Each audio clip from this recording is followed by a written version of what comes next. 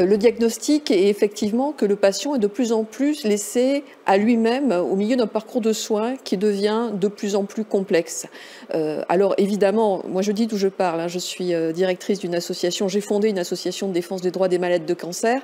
Alors pour les malades de cancer, il y a toute la partie prévention, toute la partie dépistage qui est effectivement importante. Et on se rend compte que l'État français fait beaucoup pour le dépistage.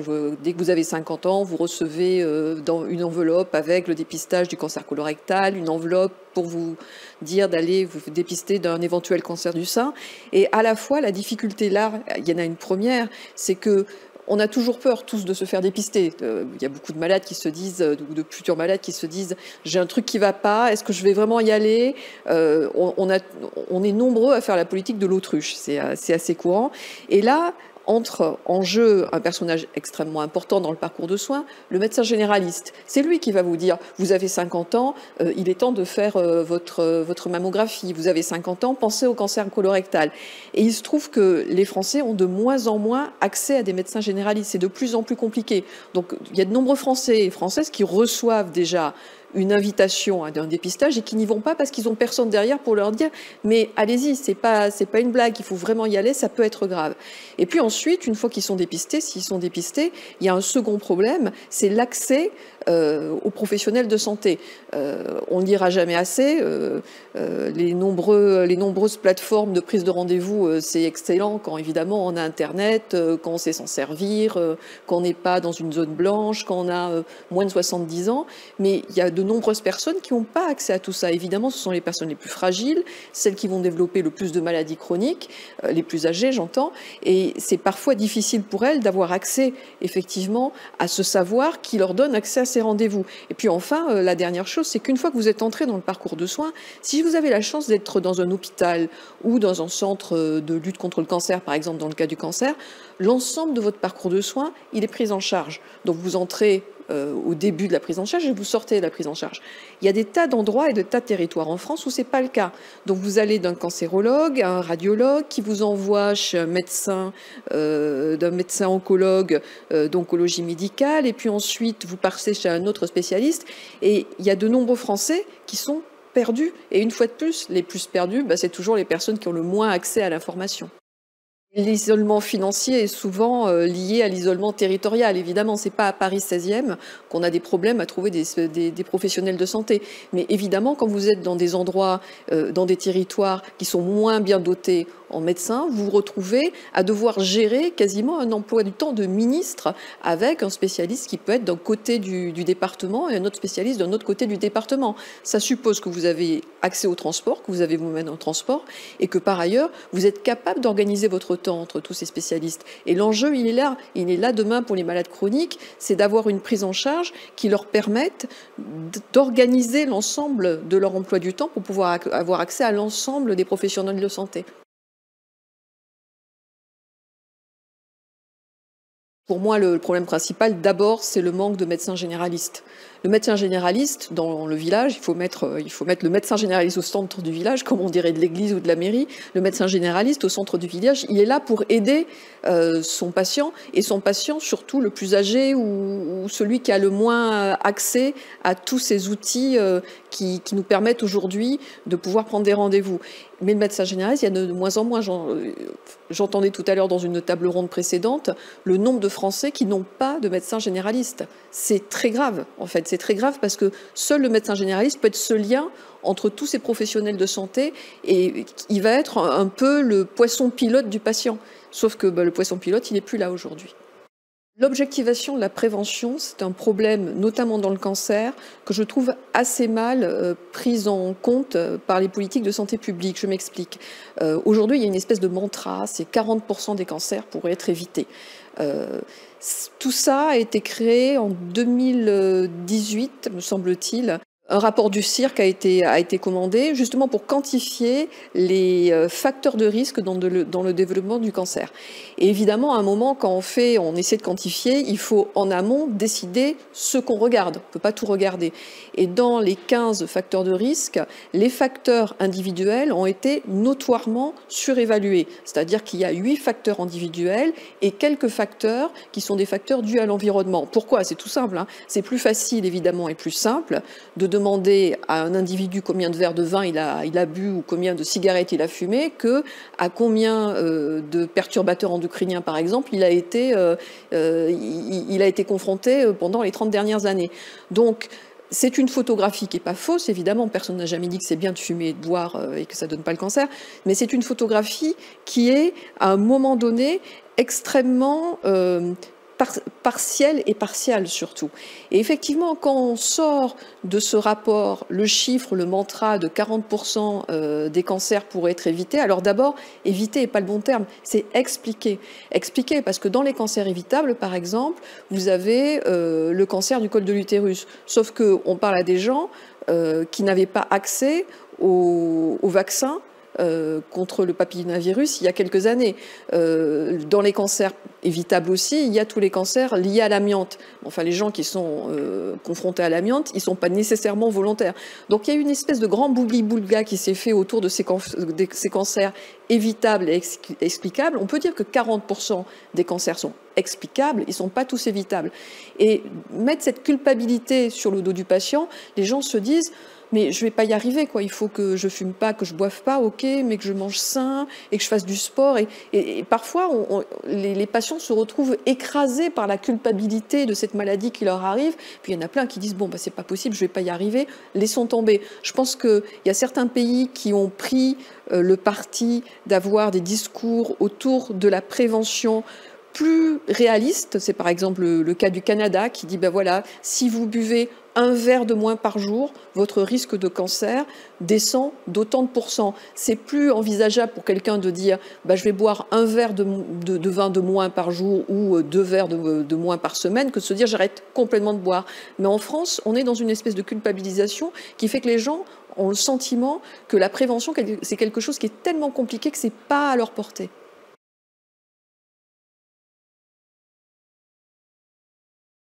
Le traitement, ça serait d'avoir un suivi réel du patient à travers un parcours de soins qui soit évidemment traçable du début à la fin, ce qui est loin d'être le cas pour le moment.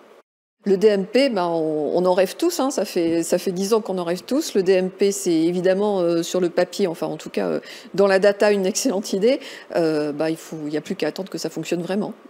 Les patients sont censés être présents dans les conseils d'administration des hôpitaux. Aujourd'hui, les associations représentatives des patients sont présentes dans la plupart des hôpitaux. La problématique, c'est toujours la même, c'est qu'il n'y a pas beaucoup de patients qui sont prêts à donner du temps, c'est beaucoup d'investissement et qui suivent vraiment les choses. Et nous, associations, avons beaucoup de mal à trouver des membres de nos associations, des volontaires pour aller suivre ça dans les hôpitaux. Mais c'est absolument indispensable. Moi, j'aurais une mesure phare extrêmement simple, c'est de mettre dans chaque hôpital un chef de gare. C'est-à-dire, il y a certains hôpitaux d'ailleurs qui le font, hein, qui ont inventé ça, c'est mettre une personne qui soit responsable de l'ensemble des patients. Pour dire à la dame qui arrive aux urgences et à qui on dit bah, vous avez une suspicion de cancer, passez au service radiologie, bah, la prendre par la main, l'amener au service radiologie, parce qu'un hôpital c'est une ville, il y a des gens qui se perdent. C'est bête, mais c'est la réalité. Pour aider les patients à mieux comprendre leur parcours de soins, parce que quand on dit à une personne âgée qu'elle a une tumeur de tel grade, souvent elle ne comprend rien. Et donc vraiment avoir une personne qui soit là pour accueillir chaque patient qui ne comprend pas et finalement lui servir une fois de plus de poisson pilote dans cette espèce de ville parfois tentaculaire que peut être un hôpital.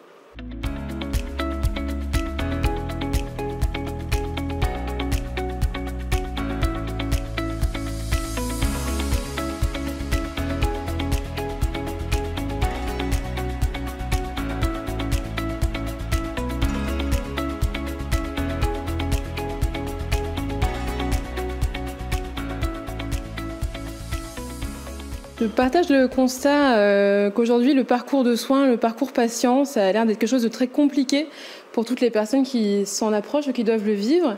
J'ai été assez surprise, à vrai dire, que l'on compare le parcours de soins et le parcours patient et que finalement on se limite d'une certaine manière au terme de patient, qui est un terme qui moi m'interroge depuis longtemps, où je me demande mais qui est un patient en fait? Est-ce que je suis un patient au moment où je suis chez le médecin? Est-ce que je suis un patient parce que j'ai une maladie chronique et que je dois être malade pour être un patient? Ou est-ce que finalement on ne parlerait pas plutôt d'un parcours de santé qui concerne tous les citoyens? Je m'explique, je trouve qu'aujourd'hui, on oublie assez facilement la définition de la santé, la définition de l'OMS, qui finalement est un état de bien-être complet, physique bien sûr, mais aussi mental et social, qui sont des dimensions qui prennent de plus en plus leur sens en ce moment, avec la crise du coronavirus. On voit que la santé mentale, c'est un sujet qu'on voit enfin sur le devant de la scène et où les relations sociales ont été très perturbées. Et donc je pense que finalement le parcours de santé, on devrait l'envisager sur un terme beaucoup plus long et inclure dedans aussi toutes les questions liées à la promotion de la santé. Ça c'est un premier point où finalement la vraie question, c'est à partir de quand est-ce qu'on s'intéresse à notre santé? Et est-ce qu'on attend d'être malade ou est-ce qu'on attend qu'on nous informe qu'on risque d'être malade? Est-ce qu'on attend un dépistage? Ou est-ce que finalement, dès le plus jeune âge, on pourrait mieux s'intéresser à comment rester en bonne santé et éduquer chaque citoyen à avoir les bons gestes, les bons réflexes et finalement la littératie en santé dont on parle, comment est-ce qu'on la développe chez chacun? C'est un sujet qui me tient à cœur puisque j'ai été commissionnée avec Pauline Martineau par le ministre Olivier Véran sur la promotion de la santé auprès des jeunes et qu'on s'est rendu compte que en fait, le terme de promotion de la santé était très méconnu et qu'on avait tendance à se dire que finalement la santé c'était l'apanage des professionnels de santé. Et on oublie qu'un instituteur, un professeur, un éducateur sont aussi finalement des vecteurs de santé, même si on ne les qualifie pas de professionnels de santé. Donc je pense qu'il y a vraiment ce premier point de peut-être parler d'un parcours de santé et de l'élargir encore plus dans le temps. Et puis l'autre personne qu'on va un peu exclure quand on va parler de patient, finalement, c'est l'aidant familial, qui lui aussi a un rôle extrêmement important dans les parcours patients, notamment pour les personnes âgées ou les personnes très dépendantes. Et finalement, cet aidant familial, il a du mal à trouver sa place dans notre système de santé. Il est mal accompagné. Et non seulement pour le patient, on est dans un espèce de labyrinthe. On parlait de parcours du combattant, mais moi, j'imagine un labyrinthe où on n'est pas guidé. Mais alors, l'aidant qui, lui, est encore à côté et qui n'a pas le temps d'être toujours présent à tous les rendez-vous, d'être accompagné, c'est encore plus compliqué pour lui de finalement s'y retrouver et aussi de dégager le temps nécessaire pour pouvoir accompagner au mieux son proche. Tout ça pour dire que je pense qu'il y a vraiment une question déjà de vocabulaire et de prise en compte du citoyen globalement et pas seulement du patient dans la réflexion qu'on peut avoir sur ces parcours. Sur le parcours de soins aussi, on va se retrouver dans ce labyrinthe. On a vraiment des difficultés aujourd'hui à se projeter aussi quand on commence un parcours de soins, quand on a un diagnostic, à essayer de comprendre qu'est-ce qui va nous arriver dans les prochaines étapes. Et puis il y a vraiment aussi ce sentiment parfois de ne pas être entendu, de ne pas être écouté et finalement de voir ses préoccupations personnelles ne pas être mises au même plan que finalement les préoccupations de santé. Ce que je veux dire, c'est que parfois on a l'impression qu'on nous regarde comme des organes plutôt que nous regarder comme des personnes et que les points qui vont intéresser le patient ne sont pas forcément ceux sur lesquels les professionnels de santé vont concentrer leur effort.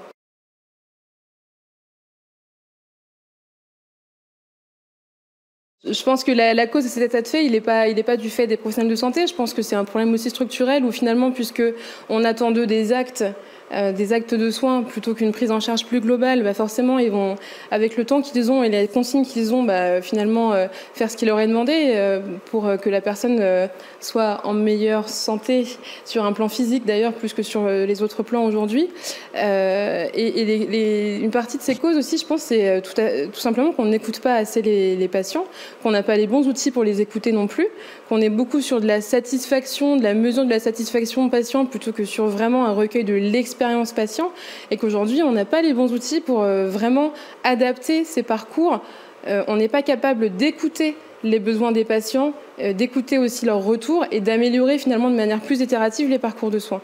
Et moi, c'est pour ça aussi que j'ai voulu créer ma structure qui s'appelle l'Hôpital, qui s'intéresse vraiment à l'action citoyenne au service de la santé et à être capable justement d'aller recueillir ces témoignages à la fois des patients, des aidants familiaux et des soignants pour comprendre ce qui dysfonctionne, mais comprendre vraiment finement au quotidien qu'est-ce qu'on peut faire pour améliorer la situation et essayer d'avoir des actions hyper concrètes, parfois des actions qui sont humblement, des petites actions qui vont changer un élément du quotidien, mais je pense que sommer les unes avec les autres, c'est ça qui va avoir un énorme impact derrière sur le vécu de toutes ces parties prenantes, soignants inclus.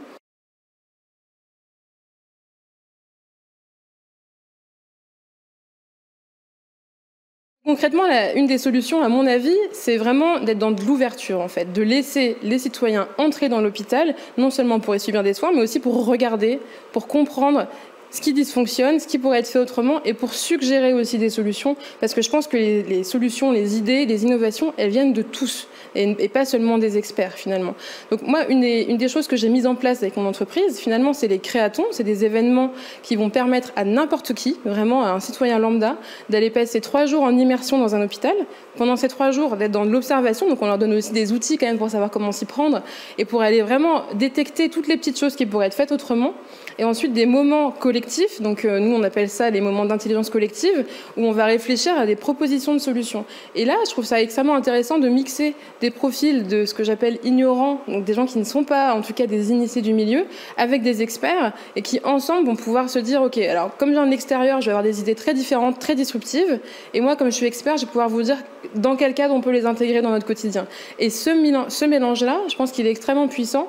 Il est plus facile à faire de manière très locale, évidemment, et certaines solutions vont avoir un impact extrêmement local parce qu'elles vont correspondre à une problématique qui est vraiment très spécifique, et d'autres pourraient être vues à plus grande échelle. Et je trouve que finalement, à plus grande échelle, ce qu'on voit aujourd'hui avec les articles 51, c'est un bon exemple d'initiatives qui peuvent être expérimentées dans une zone donnée et éventuellement passer à l'échelle a posteriori. J'ai déjà entendu que ce type de réflexion, c'était la cerise sur le gâteau et qu'on n'avait plus le gâteau. Moi, j'ai l'impression que c'est reconstruire le gâteau, en fait, miette par miette. Et je pense que le cœur du métier de soignant aujourd'hui, il a été un peu oublié et qu'ils ont besoin aussi, pour retrouver du sens, qu'on leur permette de s'interroger sur cet impact sur l'expérience patient, qu'on leur permette de retrouver du temps aussi pour de l'interaction avec le patient. Et ça va aussi passer par trouver des solutions hyper concrètes pour leur faire gagner du temps. Ça va être, on va faire une petite appli qui va te permettre de calculer tel et tel paramètre dont tu as besoin, et ça va te prendre 5 minutes au lieu de 15, et les 10 minutes qu'il y a en plus, tu vas pouvoir peut-être les réutiliser pour donner du sens à ton travail. Donc non, je pense que c'est pas vraiment la cerise sur le gâteau. On est en train de parler de choses extrêmement concrètes, de solutions qui vont être utilisées au quotidien, de jeux de société pour l'éducation thérapeutique du patient, d'outils vraiment hyper concrets qui vont faire une petite différence. Mais je pense vraiment que sommer les unes avec les autres, c'est ça qui va aussi redonner à ce métier et à cet environnement un sens. Il y a une initiative, moi, qui m'a beaucoup interpellée aux Pays-Bas, qui s'appelle Buurtzorg. Finalement, c'est une entreprise qui va rassembler des infirmiers libéraux, mais qui travaille en petite équipe autonome. Et c'est un modèle qui a été importé en France via un article 51, donc une expérimentation en Occitanie qui s'appelle Équilibre. Et en fait, le principe de cette expérimentation, c'est de dire, en tant qu'infirmier libéral, finalement, le rôle de l'infirmier libéral peut aller beaucoup plus large que des actes faits à domicile et devenir un vrai accompagnement vers une réautonomisation du patient. Et en fait, ils vont avoir un rôle beaucoup plus large qu'un infirmier libéral classique, on va dire. Ils vont accompagner le patient à ses rendez-vous chez le médecin traitant. Ils vont aussi avoir un temps accordé à l'aidant pour l'aider à préparer les démarches. Et finalement, ils vont vraiment être là pour accompagner, tenir la main au quotidien du patient, pour l'aider à retrouver de l'autonomie. Et ce qui est très intéressant dans ce modèle aussi, c'est que finalement, ils proposent une rémunération de l'infirmier qui n'est plus à l'acte, mais qui est au temps passé avec le patient et avec l'aidant. Et ils arrivent à montrer, enfin en tout cas ils sont en train de montrer que ce type de modèle-là est extrêmement rentable aussi à long terme. Puisque à long terme, si le patient retrouve de l'autonomie, il a moins besoin de soins. Et donc c'est vraiment aussi dans cette démarche-là qui est un peu différente de celle de la promotion de la prévention, mais qui va quand même dans le même sens de dire on va redonner du pouvoir au patient pour qu'il puisse mieux se prendre en charge. Et c'est ça finalement qui va coûter moins d'argent au système de santé. S'il y avait une seule mesure phare à prendre, je pense que ce serait pour redonner plus d'espace aux citoyens. Alors, c'est 2 mesures qui vont vraiment ensemble et que je ne peux pas détacher l'une de l'autre. La première, ce serait d'avoir vraiment un effort de vulgarisation qui est fait pour que chaque citoyen puisse comprendre comment fonctionne le système de santé aujourd'hui et quels impacts chacune des mesures dont on peut discuter dans une table ronde comme aujourd'hui, ou en tout cas dans des cercles d'experts, on va dire, comment chaque mesure peut impacter leur quotidien de manière extrêmement concrète, pour que dans un deuxième temps, ma deuxième proposition, c'est que chacun puisse vraiment trouver sa place et s'exprimer dans notre démocratie sur les sujets de santé. Donc, c'est-à-dire d'avoir une plateforme, un espace en ligne et physique pour ceux qui n'ont pas forcément accès à Internet. On pourrait vraiment proposer des choses. Moi, si demain j'ai une proposition pour améliorer le système de santé, je ne sais pas où l'adresser, je ne sais pas à qui le dire, je ne sais pas où l'écrire, je ne sais pas comment la faire remonter. Et je suis persuadée qu'il y a énormément d'initiatives qui se créent, des associations ou des initiatives plus personnelles ou plus confidentielles qui peuvent avoir un impact hyper positif dont on n'a pas la trace, et qu'on ne valorise pas suffisamment.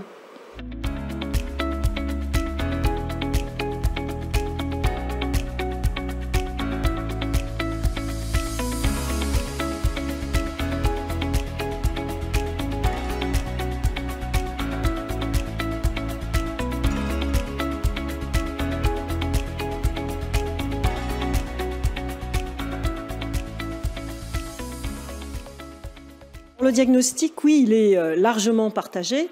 C'est un diagnostic, ça interroge même, parce que ça doit faire, moi je le date d'au moins une dizaine d'années, que ce diagnostic est partagé.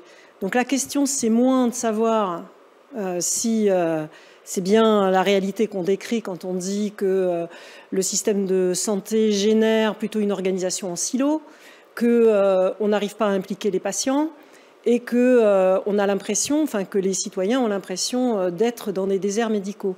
La question vraiment, c'est de savoir pourquoi on n'évolue pas plus vite, pourquoi on n'arrive pas à transformer le système de santé alors qu'on sait où sont les problèmes. On sait majoritairement où sont les problèmes, globalement.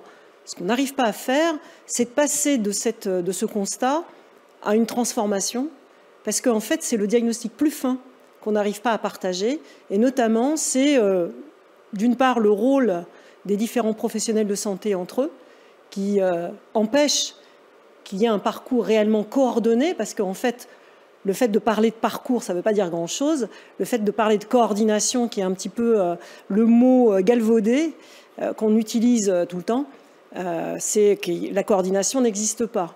Donc le véritable enjeu, c'est de passer de ce constat général à un constat beaucoup plus fin et de se dire mais comment on fait pour transformer les choses, comment on fait pour que les professionnels de santé travaillent ensemble, impliquent davantage le patient et puis s'appuient, certainement aussi c'est important, sur des données qui objectivent la situation, que ce soit sur un territoire ou que ce soit dans un parcours de santé particulier.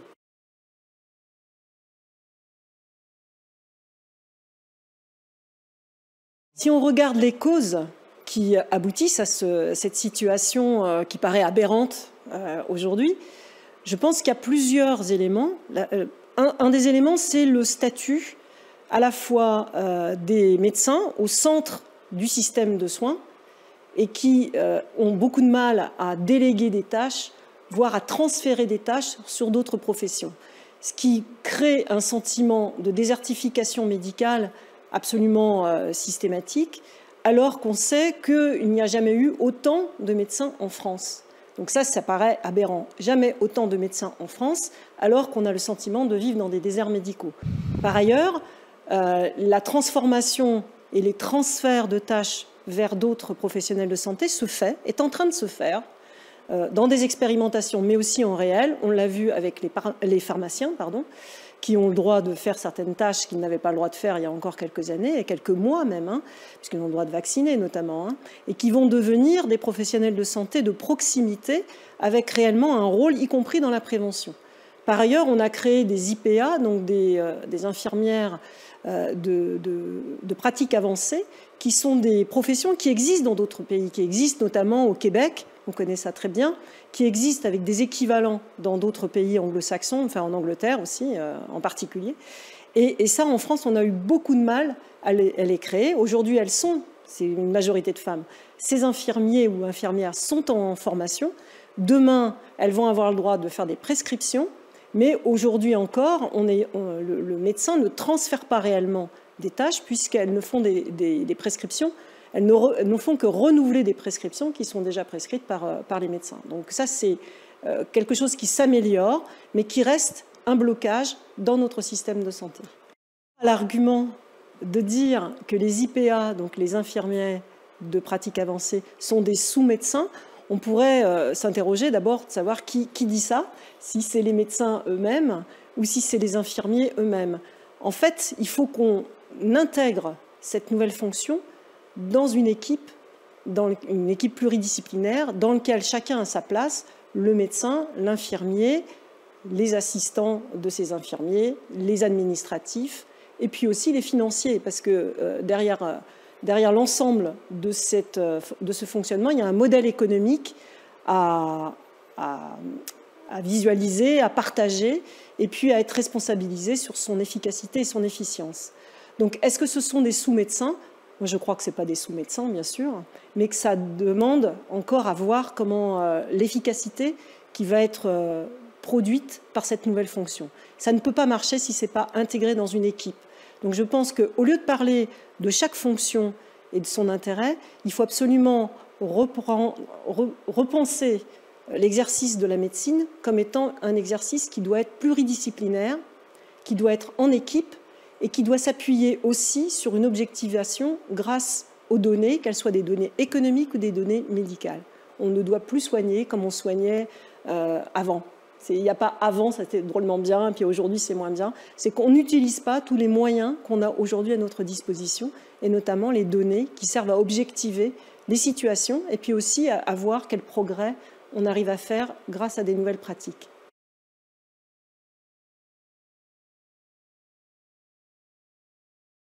Mes traitements ou mes solutions seraient déjà, donc je le disais, de travailler en équipe. Ça, c'est absolument nécessaire et ça veut dire d'avoir des modèles économiques qui permettent de partager sur des parcours de santé les coûts, mais aussi les recettes qui sont générées par ces nouvelles pratiques.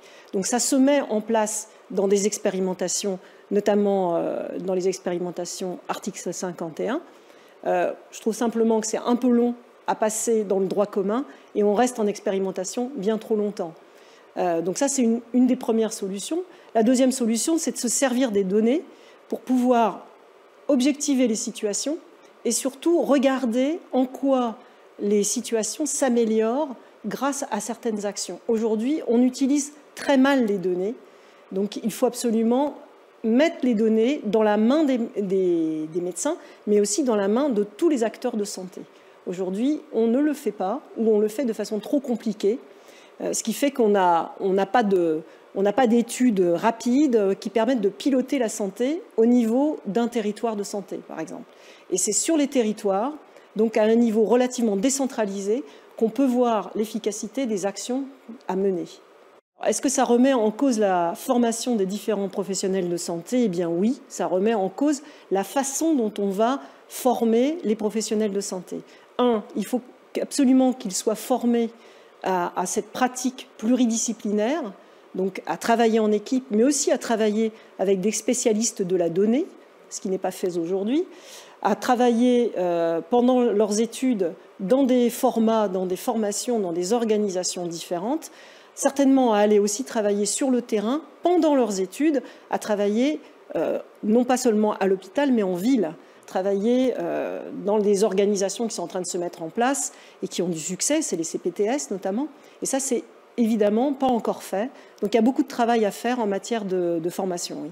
Une mesure phare qui va impacter la façon de prendre en compte la santé plutôt que le parcours sur un patient ou une thérapeutique, c'est de travailler sur les données et de travailler sur un pilotage par les données en vie réelle au niveau des régions, de comparer ces régions entre elles et de comparer l'efficacité des actions au regard de l'évolution des indicateurs de santé publique.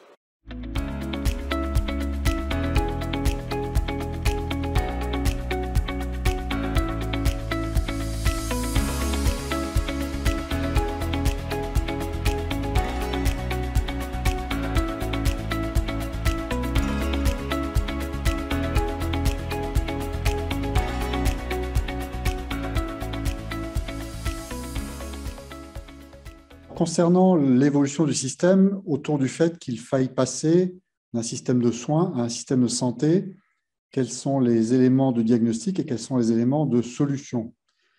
Premièrement, les soins primaires sont les soins de santé primaire et c'est autour de ces soins de santé primaire que l'on doit désormais concentrer notre attention après avoir, depuis 1958 et avec succès, et on s'en félicite tous, moi le premier, construit un hôpital qui nous offre aujourd'hui des moyens thérapeutiques et des moyens d'investigation sans précédent. Mais aujourd'hui, ce qu'il faut comprendre, c'est qu'il faut associer les démarches de santé publique, les démarches de prévention, d'éducation à la santé, de dépistage, aux démarches de soins. L'OMS nous dit, c'est dans les lieux de soins qu'il faut organiser ces démarches. Et donc, c'est un travail qui doit être pensé et réfléchi en proximité, en soins primaires, de façon à ce que la population ait le sentiment qu'à la fois on répond à ses besoins de santé quand elle a une pathologie ou un problème qu'elle n'est pas en capacité de résoudre, et en même temps qu'on lui fasse sans arrêt et dans tous les lieux de prise en charge, pas seulement chez le médecin, des propositions pour attirer son attention sur la façon de bien prendre en charge sa santé, ce qu'on appelle les démarches de promotion de la santé, mais également des propositions sur la façon de participer de façon efficace à des actions de dépistage et même aujourd'hui à des actions de prévention sur le cancer, sur les maladies cardiovasculaires, par exemple. En ce qui concerne le rôle respectif de l'hôpital et de la ville, bien entendu, sur des pathologies très particulières, si on prend l'exemple de la mucoviscidose, évidemment qu'on a besoin des apports techniques que l'hôpital peut nous proposer sur la prévention de complications ou de la prévention secondaire ou tertiaire sur certaines pathologies. Mais il est évident pour tout le monde que la prévention, les démarches de santé publique doivent se faire en proximité de la population. Ne serait-ce que parce que la population n'a pas forcément envie ou besoin d'aller à l'hôpital pour faire ce genre de démarche, et puis que ce n'est pas du tout logique, c'est beaucoup plus coûteux. Et donc, les interventions de l'hôpital, ce n'est pas pour dire qu'elles doivent être inexistantes dans ce domaine-là, mais elles sont évidemment faites uniquement à la demande des acteurs de soins primaires. Et donc, il est évident que c'est dans la proximité et uniquement dans la proximité que l'on pourra retrouver, rechercher l'efficacité des démarches dont on sait que si elles ne touchent pas au minimum 2/3 à 3/4 de la population, elles n'ont pas d'intérêt en termes de santé publique, en termes de coût-efficacité. Donc oui, c'est très clairement en proximité, notamment dans les soins primaires, mais avec l'apport des soins secondaires pour un certain nombre de démarches techniques, que doit s'organiser toute la promotion de la santé, toutes les démarches de prévention et de dépistage.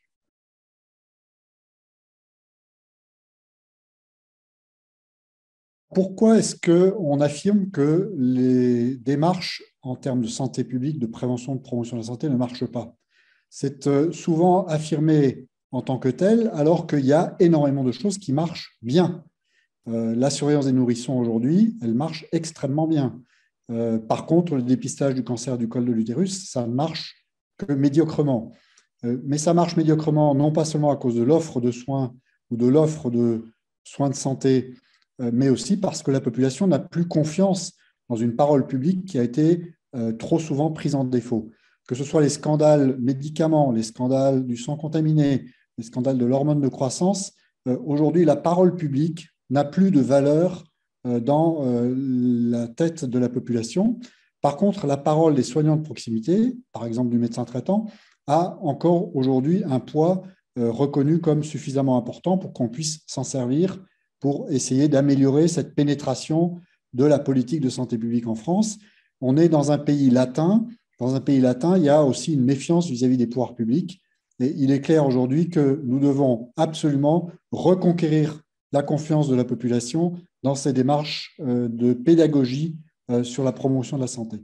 La situation actuelle de l'offre de soins, notamment pour trouver un médecin traitant, est une situation extrêmement préoccupante. Cela fait 50 ans que les universités font la promotion d'une spécialisation qui aujourd'hui est considérée par tout le monde comme une spécialisation à outrance, qui est à la fois valable dans le champ des CHU, mais qui n'est absolument pas conforme aux besoins de santé de la population dans le champ ambulatoire. Donc, il faut aujourd'hui inverser tout le système de formation universitaire et tout le système de valorisation. Aujourd'hui, plus vous êtes spécialisé dans un domaine très pointu, très étroit, plus vous êtes valorisé, y compris financièrement, alors que ce dont nous manquons aujourd'hui, ce sont des professionnels polyvalents, des professionnels de soins primaires, des professionnels qui assurent à la fois les soins, la prévention, le dépistage et l'éducation à la santé. Et donc, cette spécialité, c'est la spécialité de médecine générale. Et donc, à force d'avoir voulu découper l'exercice médical conformément aux exercices en CHU, en spécialité et maintenant en sous-spécialité, il est évident qu'aujourd'hui, il faut prendre le virage inverse. Il faut aujourd'hui un Ségur des soins de proximité, un Ségur des soins de santé primaire, de façon à remobiliser l'université, à remobiliser les professionnels qui démarrent leurs études sur un exercice de proximité et notamment un exercice en soins primaires. Il faut également investir de façon beaucoup plus massive sur l'organisation de ces soins de santé primaires.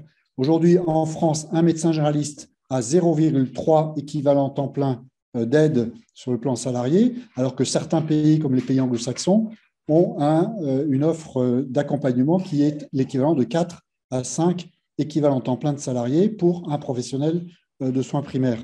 Donc, on voit bien aujourd'hui que la France n'est absolument pas au rendez-vous des soins primaires et les conséquences sont très claires et très simples et on ne trouvera pas de solution au problème de l'hôpital si on ne comprend pas que 22 ou 23 millions de passages aux urgences à l'hôpital, c'est simplement le résultat de l'absence d'une offre suffisante en nombre de professionnels et pas seulement en lieu d'installation, mais en nombre pur de professionnels et en spécialité de médecine générale dans le secteur ambulatoire. Donc, si on n'inverse pas ce rapport à la fois culturel, mais aussi financier de l'offre de soins en faveur de l'offre de soins primaires, on ne peut pas y arriver.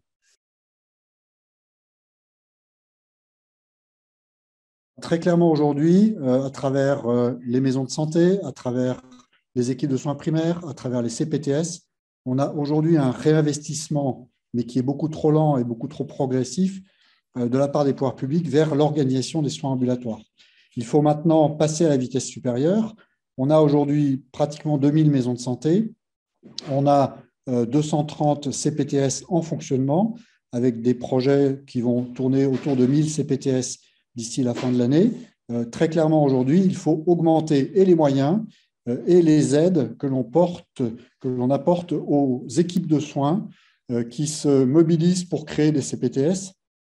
Et à travers ces CPTS, il faut qu'on puisse établir des ponts entre le secteur ambulatoire, l'hôpital, mais également la PMI, la santé scolaire, la santé au travail, de façon à ce que l'ensemble des problèmes de santé de la population soient pris en charge en proximité. À partir de ce moment-là, on pourra dégager l'hôpital des missions qui ne sont pas les siennes, notamment sur les réponses aux demandes de soins non programmés, sur les suivis de patients chroniques qui finalement doivent se faire en ville et pas à l'hôpital, de façon à ce que l'hôpital puisse se reconcentrer sur son vrai métier, que sont les urgences, les situations très graves et les expertises dans le champ des spécialités médicales que l'on ne peut pas faire en ville. Il faut également améliorer l'articulation entre les soins primaires et les soins secondaires, de façon à ce que le maximum de situations soient prises en charge en ambulatoire et plus à l'hôpital. Et il faut dégager du temps infirmier avec la création de postes d'aide-soignante à domicile. Il faut dégager du temps médical grâce à l'implication des infirmiers dans le champ de la prise en charge et de l'accompagnement pour les maladies chroniques. Il faut dégager du temps chez les médecins de façon à ce que les médecins hospitaliers puissent confier aux médecins de ville des situations plus complexes, comme les chimiothérapies orales ambulatoires, par exemple, et de façon à ce que nous ayons à notre disposition en soins primaires les recours nécessaires dont nous avons besoin auprès de nos confrères de spécialités autres que la médecine générale. Il faut absolument valoriser beaucoup mieux qu'il ne l'est aujourd'hui le rôle du médecin traitant. Le rôle du médecin traitant aujourd'hui, c'est de tout faire et tout en même temps. Il faut à la fois qu'il organise sa maison de santé, à la fois qu'il organise une CPTS, à la fois qu'il s'occupe de la prévention, du dépistage, etc. Et en même temps, il faut qu'il se fasse le suivi des patients qui ont des problèmes de plus en plus complexes. Quand vous regardez la pyramide des âges et le nombre de problèmes pathologiques présentés par les gens au fur et à mesure qu'ils vieillissent, vous voyez bien qu'aujourd'hui, le contenu des consultations en médecine générale, c'est extrêmement complexifié. Donc, il faut à la fois valoriser ce travail de synthèse et de prise en charge tout au long de leur vie des patients par le médecin traitant, et d'autre part, donner aux médecins traitants les moyens nécessaires pour qu'ils puissent travailler en équipe avec les autres professionnels et en même temps en étant dégagés complètement de toutes les tâches administratives. Et donc, c'est la mesure la plus importante aujourd'hui, c'est de valoriser à la fois le rôle, les modalités de travail du médecin traitant, de telle sorte qu'il puisse avoir autour de lui toute une équipe qui l'aide à prendre en charge la population. Les modalités de paiement, aujourd'hui, tout le monde est d'accord sur le fait de dire que ça ne peut pas être que du paiement à l'acte. Il est clair aujourd'hui, on a, nous les généralistes, 18% de rémunération qui sont hors acte. Il est évident qu'il faudra monter de façon relativement rapide, probablement autour de 25 à 30% de cette rémunération. Il faut garder de la rémunération à l'acte parce qu'il y a des moments où il faut de la productivité, il y a des moments où il faut de l'investissement en santé publique, donc il faut plus de rémunération forfaitaire. En fait, il faut mixer les modalités de rémunération et probablement il faudrait faire la même chose à l'hôpital de telle sorte qu'on ait, je dirais, le meilleur de chacune des modalités de rémunération. Du tout à l'acte, c'est plus du tout adapté aux problèmes de santé d'aujourd'hui. Du tout au forfait ou du tout salarié, c'est pas non plus adapté à l'importance de la demande de soins.